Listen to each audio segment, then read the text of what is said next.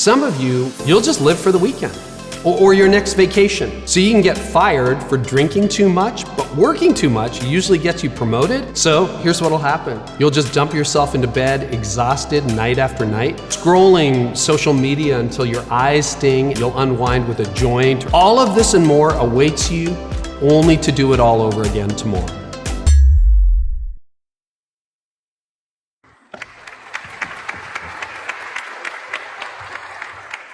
I'm honored to be with you today at your commencement from one of the finest institutions in the world.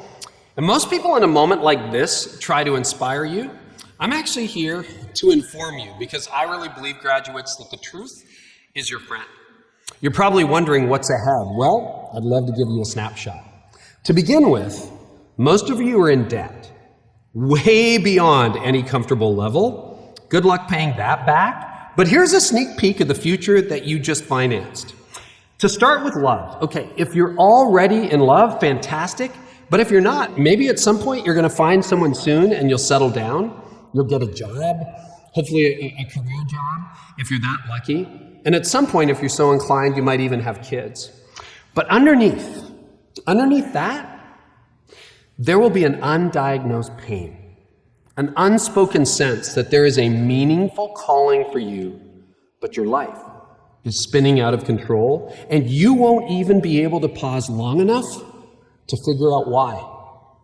As you sit in an office day after day, you'll slowly suffocate, and you'll live with this angst of never coming close to what you suspect you might have been.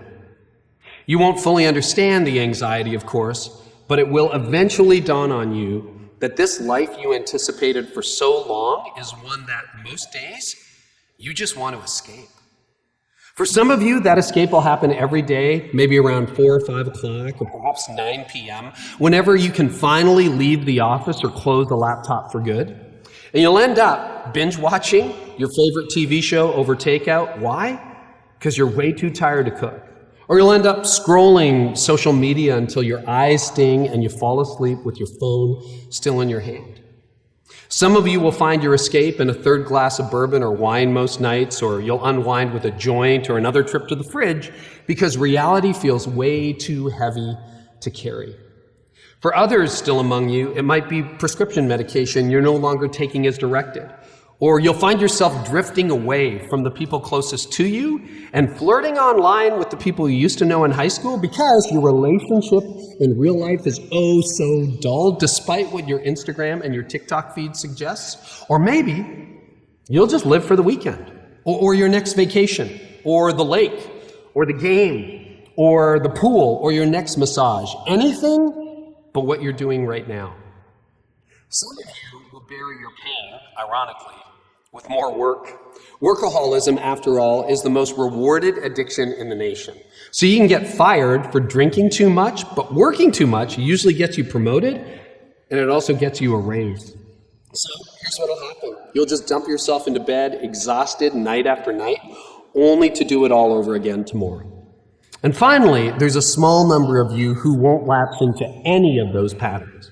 Instead, you're going to soldier on, and you'll endure 4 decades of banality, gritting your teeth to achieve the dream of having a decent life when you retire, assuming you actually live that long. All of this and more awaits you, my graduates. Welcome to life as we know it. Well, how's that for distressing? As dismal as it is to hear that said out loud, that is actually the script an inordinate number of highly successful people adopt. Most of us have embraced some version of it. I did, you probably have, and so here we are as a culture. Busy is the default, slammed is normal, and crazy time is all the time, and life has been reduced to going through the motions. The bottom line, this much stress is reality, and it's not okay. Well, here's the good news. You don't have to live a life that stresses you out every day. Just because this is your life now doesn't mean it has to be your life forever. It wasn't for me, and it won't be for you